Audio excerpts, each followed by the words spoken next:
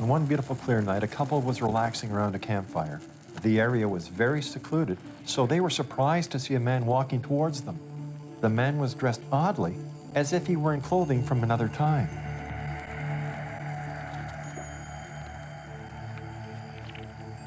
The figure continued to walk toward them.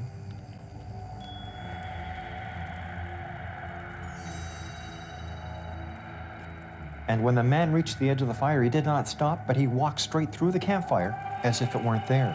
He simply kept walking, ignoring the flames and the people. The couple ran for their car, terrified by the encounter.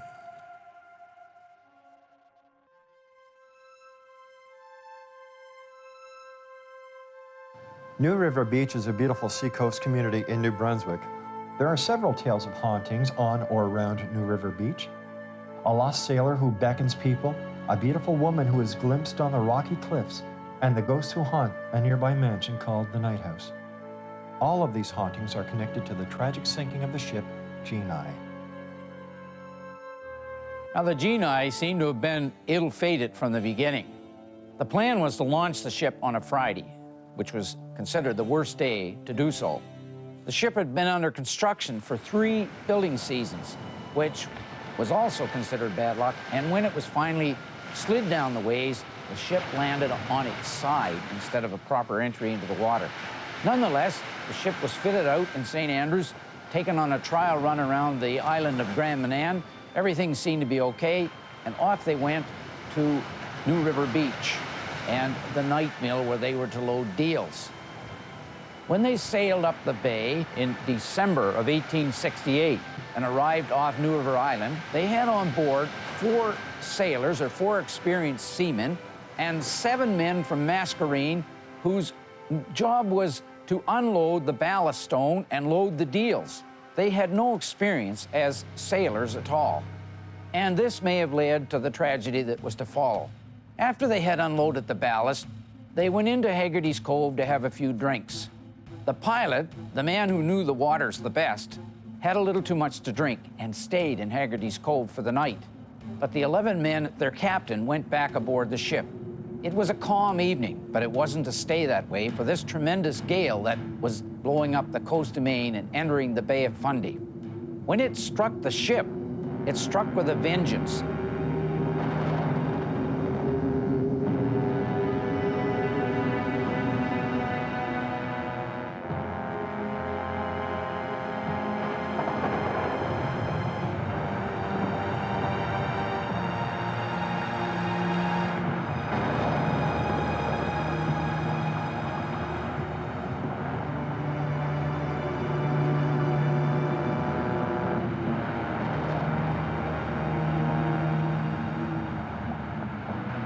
With only 4 experienced men aboard, it flipped over in the storm and dragged into the cove by Knight's Mill. There, 4 men were found the next morning in the cove. The rest of the men, they were found along the shore of New River Beach within the next day or 2.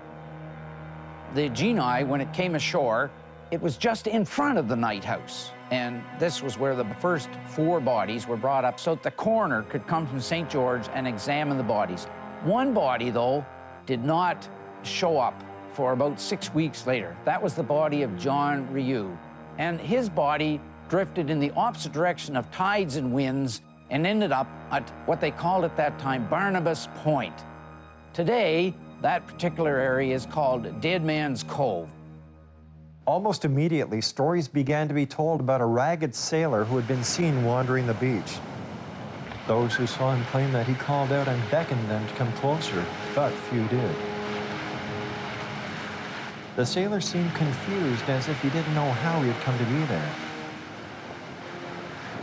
Since the sailor was seen at Dead Man's Cove, people decided he must be John Ryu, the sailor whose body washed up on shore. These stories have continued to the present day. I always wondered about the story.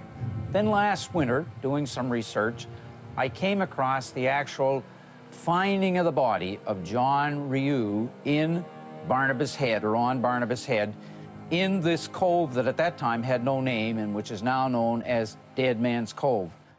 I concluded from this that this story of John had been in the community as a folk tale or folklore for many, many years, and that there was, in fact, some substance to that story.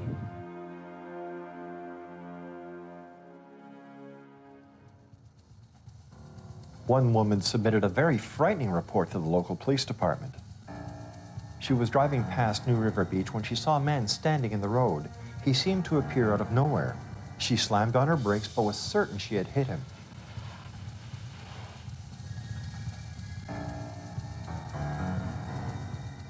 She ran from the car to see if he was injured, but there was nobody there. The van was undamaged, and the police later found no sign of anyone. The woman was very frightened and embarrassed. Ironically, this would not be her last encounter with the ghosts of New River Beach.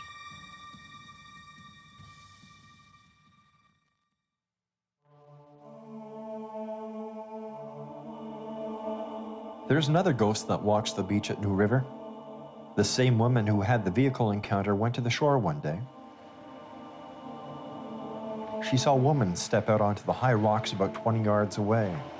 The rocks are very treacherous, and she was concerned that the woman might jump, as she seemed very distraught.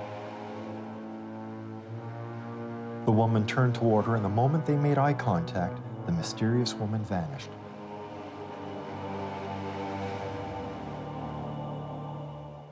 There have been multiple encounters with this mystery woman, who always seems to be glimpsed on the high cliffs.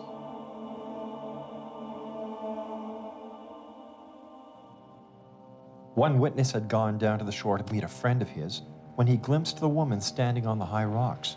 Fearing that the woman might be suicidal, he called to her and ran to stop her. Hey! Hey! Hey! His friend on the other side of the rocks heard the yelling and looked up and clearly saw the woman. He ran to help her.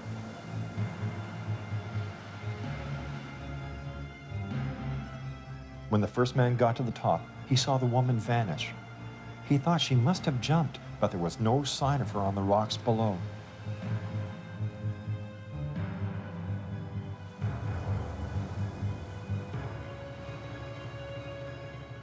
Both men had seen the same thing, but there was nobody there.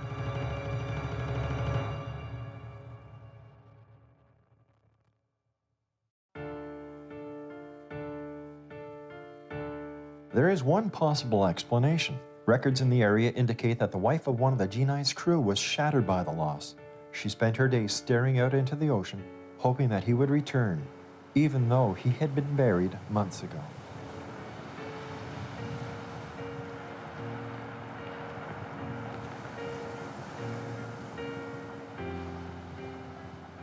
Eventually, her sadness became too much for her to bear, and she climbed these very rocks and threw herself off into the sea.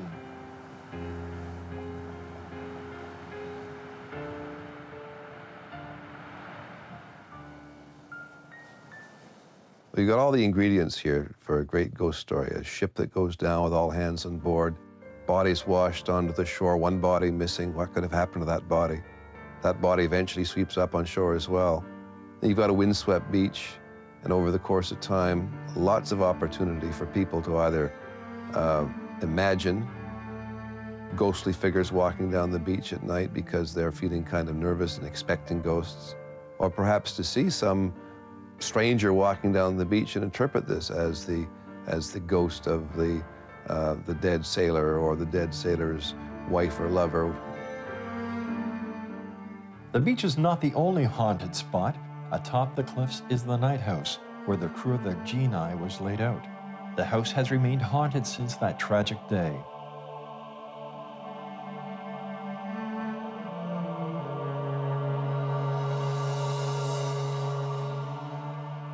I'm Phyllis Farquharson, and I moved into this house back in 1984. It was known as the Night House at that time. Phyllis recalled one very unusual experience. She had come home from work early and was exhausted. There were heavy curtains throughout the house, used to keep out the draft, but it was a warm day, so she left them open. She hung her coat up and left the closet door open to air and went upstairs.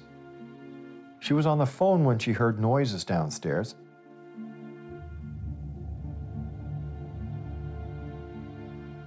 She clearly heard the sound of curtains being pulled shut and of a heavy door slamming. She asked her friend to stay on the line and went downstairs to investigate. As she came down the stairs, the noises stopped and the house became completely silent. She discovered that the closet door had been slammed shut and that the curtains had been pulled closed.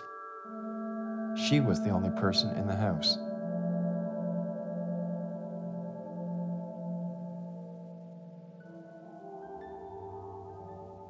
Doors opening and closing were very common phenomena. Often Phyllis would be upstairs and would hear the doors continuously slamming shut. The noise would stop the instant somebody came down the stairs.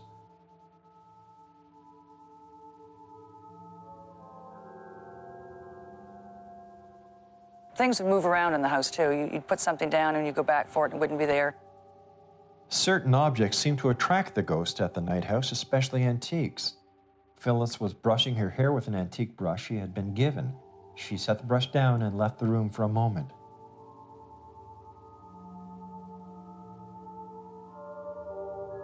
As she was walking down the hall, she felt as if she were being watched, just a feeling, a presence near her.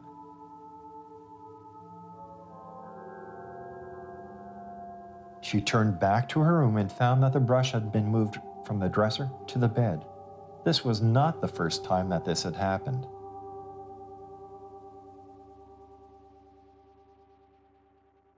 The new owners of the night house have not had any ghostly experiences. Maybe the renovation of the night house has allowed the ghosts of the genii to move on. New River Beach is a very unique ghost story where one tragic event has led to 3 documented hauntings. Whether it is the lost sailor, or the lady on the cliff, or the hauntings of the night house, there are too many reports to dismiss the tales of New Brunswick's most haunted beach.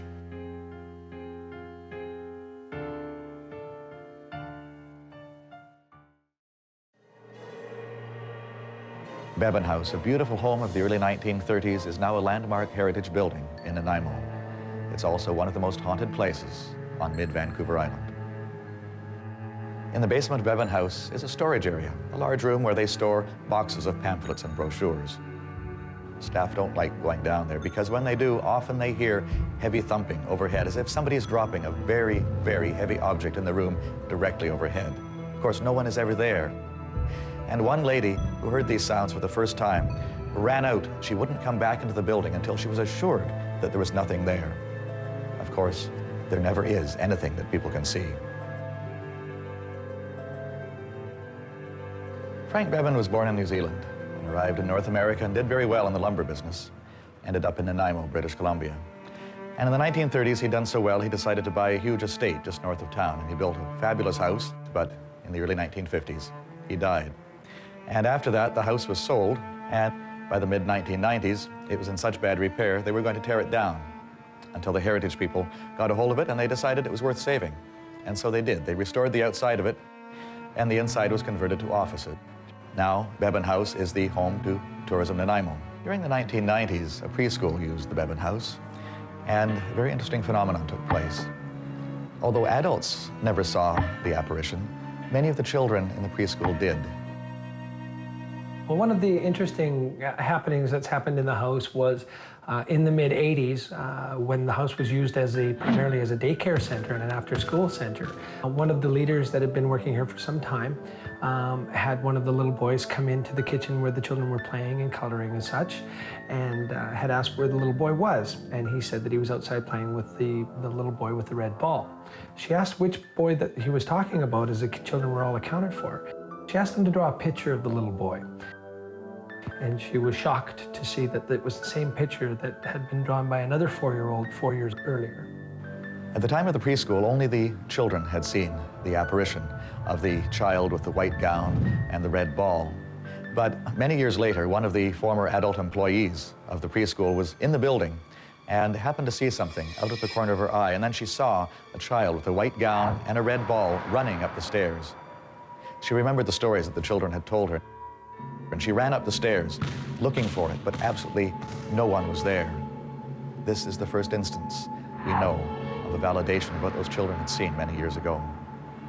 Didn't take long before people realized that this was probably one of the children of the Bevan's Chinese servant. It's important to understand that children, young children, are very poor at reality testing. They literally cannot tell the difference sometimes between what's fantasy, what's imagination on the one hand, what's real on the other. Lots of children have imaginary friends. But the young child actually believes and claims to be able to see the imaginary friend. It's all part of normal development. Gradually, the child learns to tell the difference between fantasy and reality. If adults start to take this seriously, they may either think the child has some kind of mental disturbance, which isn't the case, or that there's literally some kind of ghost out there that the child sees. So one of the possibilities is that the suggestible teacher or adult says the child has seen something, the child has seen a ghost, forgetting that the child may have been fantasizing or forgetting that there may have been some normal explanation for this. Over time, naturally, then as people start to take this story seriously, all sorts of things tend to confirm it. It becomes impossible to dissuade people about it. They're convinced that they've had first-hand experience with the little boy and the red ball. Another interesting story was a while ago, some of our staff were working in an office here, and our offices have French doors in them that, as you'd expect to find in an old building of this kind. And all of a sudden they saw a flash and something hit the French doors with such force that it damaged the lead beading in the door. And they couldn't find what it was that hit the door. They never found, and there was nobody else in the building at the time. So just the staff, they presumed that the little boy with the red ball was playing with his ball and just wanted a little bit of company that day. The basement of Bevan House is very haunted, particularly the room where the servant family had lived. That's where the child that played with the red ball had lived and apparently still wanders, because people see things down there, out of the corner of their eye, shadowy shapes. Some have said they have seen the child with the red ball just wandering in and out of the rooms in the basement of Bevan House. People hear footsteps running up and down the stairs at Bevan House. Although some people just pass this off, some people can't. They're very unnerved by this. We've had some interesting experiences, the people that work here. A little while ago, my bookkeeper was working away in her office, and all of a sudden I heard this little ooh sound. What the heck? Get up out of my desk and walk over to where she is. And she's coming out of the office just as I'm meeting her. And she says, there's this little yellow powder all over everything coming from the ceiling. And I say, yeah, right, there's nothing that can come from the ceiling. And so walked into her office, and sure enough, the desk is covered with this little yellow powder. So we dusted it off, and she went back to work. I went back to my office, and I no sooner got back to my office and the same thing, oh, this sound. But as soon as I walked into her office, the powder shower, as it will, stopped. We did this another time, so 3 times the little powder fell from the ceiling. When Frank Bevan built his house, he put all the most modern fixtures inside, including beautiful ornate doorknobs. They're still there. They're very difficult to get off when people have purposely tried to take them off, and yet there's something very strange about those doorknobs, because when people are going to open the doors, the doorknobs just pull off in their hands. Every spring, several of them fall off. And again, we don't know why they fall off, but they do, and they get screwed back on, and we check that they're tight, and everything is fine indeed until the next spring. It may be a whimsical ghost playing with us here. If you believe that ghosts are inhabiting your building, you can come to attribute anything to them. If a doorknob doesn't work or it falls off, that's the ghost. Of course, if you're in an old building and the doorknobs are old, they're going to fall off from time to time anyway. And so anytime they fall off or anytime a door lock jams, you can take that as evidence of the ghost. It's interesting that people often see patterns in time. So people may say, oh yes, this happens more at one time of the year than another. If people keep records of when doorknobs fall off, I would be quite certain they'll find that the pattern that they perceive is not the real pattern that's there. On one occasion, there was an event one evening at Bevan House, and the following morning, early, a staff member came in. She was washing some dishes in the downstairs kitchen. And she wondered what was going on upstairs. Laughter, noises, teacups rattling. It sounded like somebody was having a great time. A tea party, she thought.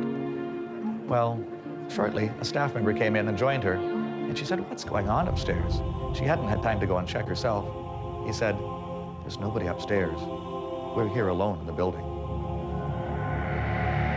Very modern ghostly phenomenon is voicemail.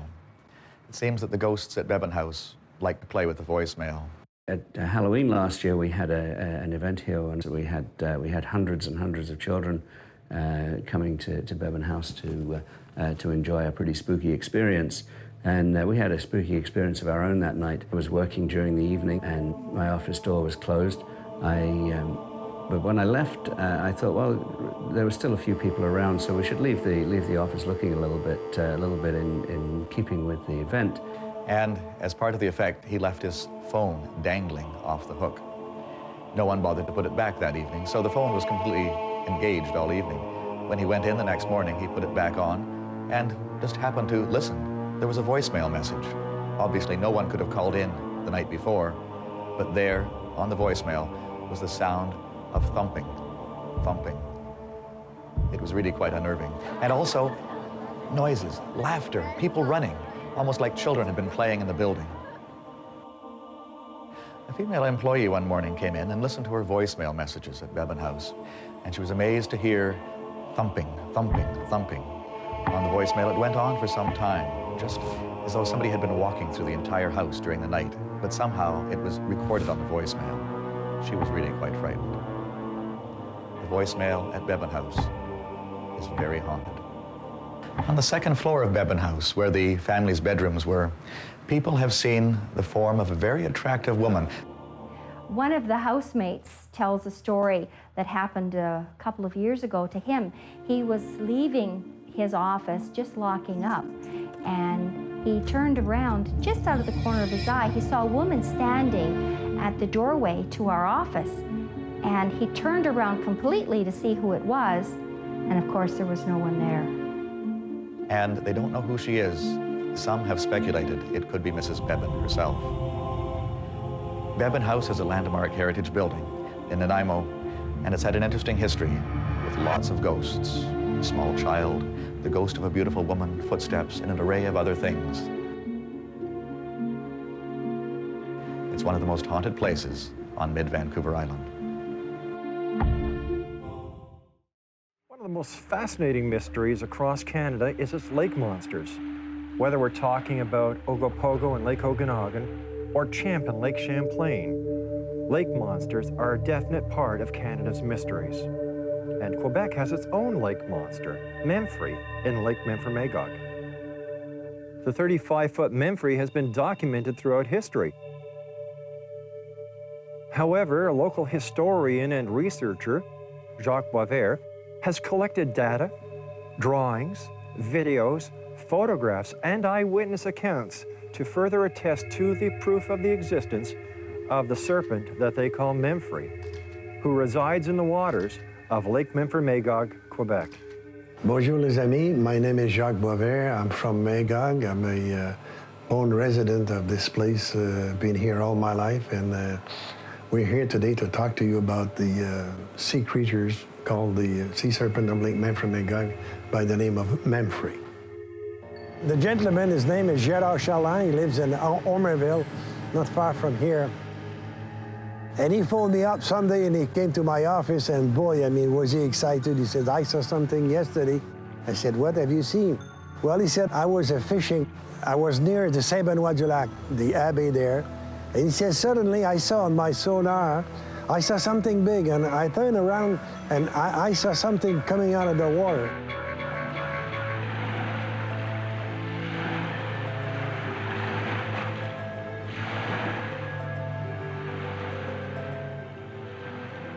Not only said that we saw it, but we recorded on a chart of his sonar. This is what he saw was coming up, and this is the same thing coming down here. And he explained that it came up on surface and that he could see it. Photos and video are another example of the fleeting evidence that plague the world of the paranormal, especially when investigating a creature such as a lake monster. Videos are shaky, photographs are blurry. To the believer, it's evidence. To the skeptic, it's nothing else but a log in the water or a moose in the middle of a lake. Sometimes it's more exciting. People will want to see a lake monster, and they'll look for it, and they'll find something that satisfies that craving because it makes it exciting. But also basic perception is very important. I talked to an experienced bird watcher who told me that he was at Point Pelee Park with a whole bunch of other bird watchers, people who had long experience. And he saw a particular bird that wasn't supposed to be in Canada ever. And he saw it from a distance through binoculars. And other people came and they watched it. And they noted down what it was. I don't remember what the kind of bird it was. But he said as it got closer and closer and closer, they realized it was a Cessna aircraft. So when experienced bird watchers can be fooled in seeing an airplane as a bird, it's not hard to understand how inexperienced watchers can interpret a log or a shadow or something on a lake as a sea monster. And let's face it, it'd be exciting to see one. If there is a sea monster, I'd love to see it. So if I'm walking along the shores of Lake Memphremagog, for example, and if I really think that sea monsters exist, boy, I'd sure like to get one, get a picture of one, see one. That makes me all the more prone to suggestibility. I was amazed a few years ago when this woman that lives in Toronto phoned me up and says that she had a video of something she had witnessed not far from where I live, near the Three Sisters Island. She had a video camera and captured what might be the best evidence of Memphrey to date. She went to Jacques and showed him the video. The tape was studied extensively, and there is no sign of fraud or any tampering with the image whatsoever. The woman sought no financial gain from the tape and did not attempt to gain any publicity from it. This tape stands as the best evidence that there actually is a lake monster in Quebec's Lake Memphremagog, known as Memphrey. We have over 200 sightings right now. Most of what the people would tell me would say, armed creature, snake-like, very big. They always speak about between 20 to 30 feet.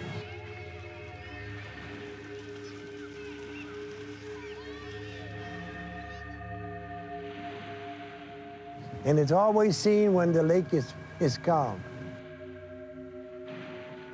One of the most frustrating parts about investigating and researching a phenomenon is lack of evidence. For example, lake monsters. If they exist, how come we've never found one of their carcasses? It's very simple. It sinks to the bottom. However, the scientific community will not accept the existence of a lake monster or Sasquatch without the proof of its existence being its carcass. Some glimpses of dead creatures have actually been seen. For example, the carcass that was brought aboard a Japanese trawler. Well, unfortunately, before the scientific community could actually do its investigation on this crucial piece of evidence, because it smelled, it was released and turned back into the sea. I don't take any hearsay, will say, sightings. If people tell me something, they have to sign a paper. Otherwise, I'm not interested in taking these sightings. Remember the story of the coelacanth that had been thought to have been extinct for millions of years, that was recently caught off the shores of India. The coelacanth had never been caught, photographed, and yet this scientist, walking through a market in India, recognized it. Thus, an unsolved mystery of past times has been solved. And maybe one day, people like Jacques Boisvert and his investigation will come up with the clue that will prove beyond the shadow of a doubt that Canada's lake monsters really do exist. There's quite a famous house situated in White Rock, British Columbia. It is the home of a well-known artist by the name of John Andretti. John is quite a famous artist. Famous people throughout North America have acquired his work. There's one other unusual side to John. John Andretti lives in a haunted house. John's experienced some very unusual activity in this house. One time, John was working up on the roof deck when he felt the presence of his wife behind him. And then when he glanced behind him, he realized it wasn't his wife, but the figure of a man wearing white coveralls. There was a man standing about 2 feet behind me as I painted, and he said to me, "What do you suppose you're doing here?" I said to him, "I'm painting my deck." John was beside himself. He couldn't figure out who this figure was. Who was the man dressed in white coveralls? And he turned and walked away. So I dashed down my stairs, ran to my front door, reached for it and pulled, and the door was locked. It was as if the fellow, the man was never there.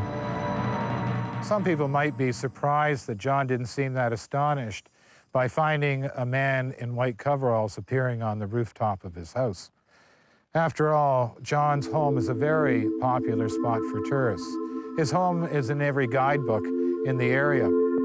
He eventually confessed this experience to a neighbor, who in turn revealed the story of the house. Apparently, there was a painter who was painting the deck roof and suffered a heart attack and died there. We do know there was a death there, and possibly a spirit remained. Well, the Andretti house is a very eccentric place, deliberately so, designed by an artist. Artists are fantasy-prone almost by definition. Artists listen to emotion. Artists fantasize, use their imagination, blend it with reality to produce art. And so many artists are going to be much more sympathetic to the notion of ghosts than non-artists. So here you've got an eccentric house to begin with. I'm not sure exactly how the legend of the ghost began. It could either be some fantasy on the part of the artist mistaking other stimulation as being the ghost and then looking for a story to back it up and finding that someone had once died in the roof. Or it could be the knowledge of someone having died in the roof leading to speculation as to whether or not there's a ghost, and leading someone who has a good imagination to, again, interpret things in terms of a ghostly influence on otherwise normal events. But you put it all together, you've got an eccentric house, you've got something that starts to attract attention even from tourists, and a good ghost story certainly helps add to the eccentricity. On another night, John and his wife, Susan, were awakened by their dogs barking. Susan got up thinking there might be somebody at the front door. As she opened the front door, she was shocked to see a young woman dressed in a white chiffon gown and barefoot. She was standing on the other side of my glass door looking at me, and I was looking at her, and it was very, it wasn't really scary, but it was strange. And so I called for my husband, because I was a bit freaked out. So I called, and my husband was talking to her. She wouldn't respond. She just, stared at us. The young lady refused to speak. Susan, knowing that something was wrong, encouraged her to come in, but she didn't. She closed the door behind her and went to phone the authorities to find out if anyone was missing. After she got off the phone, she was shocked to see the young girl walking throughout the house. Eventually, the young girl made her way to the rooftop stairs. The young girl had simply vanished in thin air. She wasn't scary. She just seemed to want us to know she was there. It was all very strange. Yeah, when you're dealing with a house that's painted all different kinds of colors, and there are all kinds of strange objects and so forth in the house, then it to some extent throws a person's normal perception off. You're dealing with new stimulation you're not used to. And again, if there's any hint that there's a ghost story associated with this, that's likely to make it more easy to misperceive things and come to interpret them in terms of some kind of ghostly presence. One day while I was working, I thought I'd seen someone that was trying to take the tour of our home. She was dressed in white silken clothing, and I followed after her, and I could see the woman plainly. And when I followed up after her, she was gone. The spirits are attracted to this home And the grounds, because there's an energy of creativity happening here, may be one of the reasons why this young girl who appears in a white gown finds the need to enter the home at night. Sachs Fish and Chip restaurant in Keswick opened up in the 1950s. Since that time, it's become a very popular spot for locals arriving for dinner. However, now they have a new set of customers called ghosts. I feel there's a huge crowd of people behind me. I've never really experienced this before. Perhaps with everyone talking and all the energy that we're giving off, it's drawing the spirits closer to us. The night of the investigation, our psychic picked up about 14 different spirits here, I believe. Carolyn was very close to her uncle, Eddie, who cared for her. And when he passed away, it's quite possible that he ended up remaining her guardian in the restaurant. My parents purchased the property in March 6th of 1949, and when anything weird or unusual happened, we just kind of filed it in the Uncle Eddie category. Uncle Eddie passed away in 1969 when I was really little.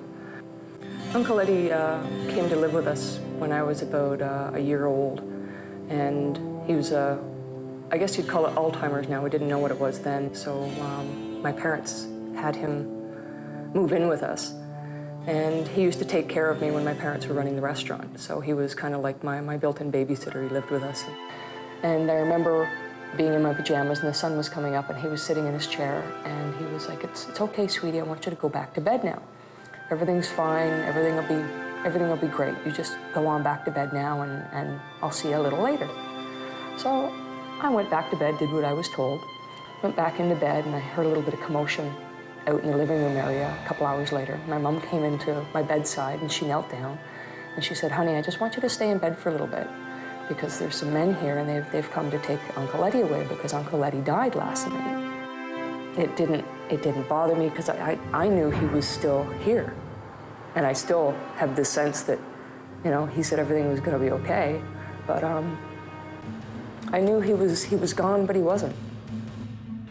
Carolyn, the owner, who also works in the kitchen as a cook, has had a number of experiences. One of them being when she turns the gas stove on and then turns around, goes back to the stove later, the knob has been turned off. There have been a few incidences in the kitchen with other staff members where they have had light objects tossed in their direction and have struck them that haven't fallen off a shelf or really seem to almost come out of nowhere. Pots and pans and other objects have a tendency to move on their own. And Carolyn has witnessed this, felt the presence in this kitchen, and perhaps it might be her Uncle Eddie. And it hasn't been until recently that we've really had a lot of people coming in and seeing different sized people, different dressed people, children. It's been brought to my knowledge that it's not necessarily just Uncle Eddie doing these things. That's why they didn't always fit in with his personality type or his physical description. One time, a psychic visited the restaurant and reported a number of spirits inhabiting the dwelling. For example, there's a little girl that's seen at the front entrance skipping by a table. I felt the presence of a child around me, and I turned and looked. There was this young child, maybe about 7 years old, standing behind me. She seems to flit around from table to table. Anytime there's children here, she seems to be drawn to the children. The little girl that's seen at the front of the restaurant also likes to climb up and sit on the counter. I wonder whose attention she's seeking. The child is here. The child is sitting on that stool, watching, smiling. I can see her. Well, when it comes to psychics, there's never been a case where a psychic who claims to have these special psychic abilities has been able to demonstrate them under conditions that rule out either misperception or fraud or whatever. So we should be very cautious about psychics even to begin with. But if a psychic walks into a room and claims to be seeing things here, there, and all over, people who are not very cautious may, in fact, take this as they might take eyewitness testimony, A psychic could look at anything and say anything, and some people would believe that. It's interesting, the old traditional used car dealer would tell people things, but people were naturally suspicious of used car dealers because they expected them to mislead them somewhat. Psychics earn their reputation by doing psychic things. The psychic has a vested interest in getting people around him or her to believe that they are psychic. And so one should, for that reason as well, be particularly cautious about people who claim to be psychics. In some sense, the psychic is perhaps the worst witness in the world because the psychic has something to prove, in a sense. The psychic is out to prove that he or she is psychic. That's his or her reputation.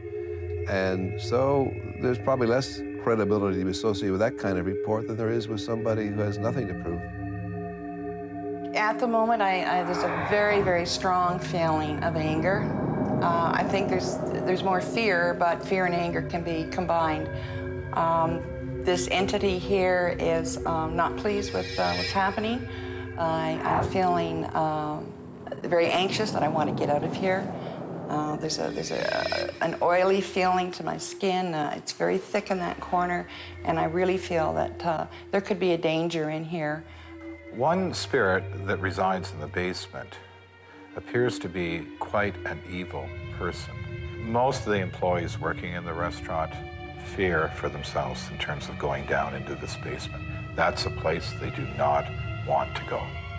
My staff doesn't like going to the basement. Just more an overwhelming sense of a bad sense about the basement. I've had a few staff members know exactly what spot we're talking about on the floor, literally within like a 3x3 space. They're like, I know he's there because I walk through there and it's just like takes your breath away. You feel cold or chilled. The hair on the back of your neck stands up. You just feel extremely uncomfortable and you want to get away as soon as you possibly can. The man downstairs is not happy, and he's been there for a long time. He's very, very angry, and I didn't feel comfortable with him at all. Down in the basement, we had a couple of encounters. Something grabbed onto my pant leg, tugged 3 times. I just carried on, and about 30 seconds later, I felt a hand on my leg, and it squeezed 3 times. After that, I finished up what I was doing and went into the upstairs area. If there's a lot of activity within a home or a building of some sort, happiness, sadness, anxiety, whatever, the energy lingers. And there must be something here that pulls the entities or the spirits or the energy to this spot. And they're waiting to pass on? I don't know. Waiting to be reincarnated? I don't know. That's the big question. We do know that Uncle Eddie is probably in the kitchen with Carolyn. We don't know who is in the basement. That presence is unexplained. And we also know that perhaps the restaurant, there was something there before that restaurant. We don't know what it was, what had happened there, and it remains unexplained.